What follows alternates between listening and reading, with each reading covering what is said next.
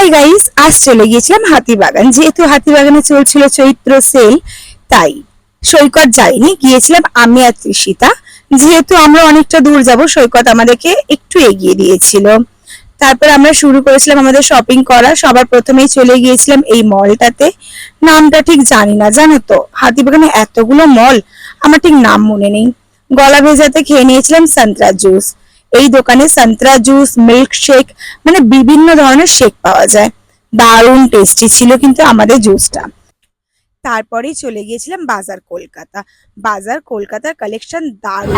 এটা একটা মজার এই তো কোনগুলো কোথায় আছে তো ওই যে ওই খাবার হোয়াইট।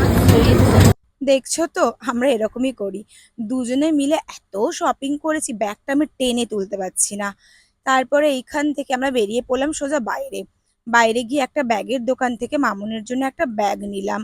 তারপরে আবার আমরা পাপড়ি চাট খেয়ে হাঁটা দিলাম বাড়ির উদ্দেশ্যে। প্রায় রাত 10টা বেজে গিয়েছিল।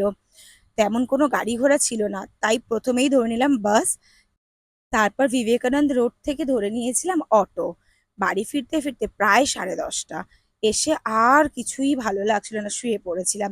তারপরে দেখি হঠাৎ করে হাজবেন্ড হাতে করে কিছু একটা এনেছে। খুলে দেখি তার মধ্যে ছিল আইসক্রিম, আমার ফেভারিট আইসক্রিম গুলো। এরকম সারপ্রাইজ পেতে কে না ভালোবাসে বলো তো। তাই এই আইসক্রিমটা একটুও দেরি না করে ঝটপট খেয়ে নিয়েছিলাম। আমি, ডোনা আর সৈকত তিনজন মিলে আমরা আমাদের আইসক্রিম এনজয় করলাম। আজ দিনটা খুব ভালো কাটলো। বাই।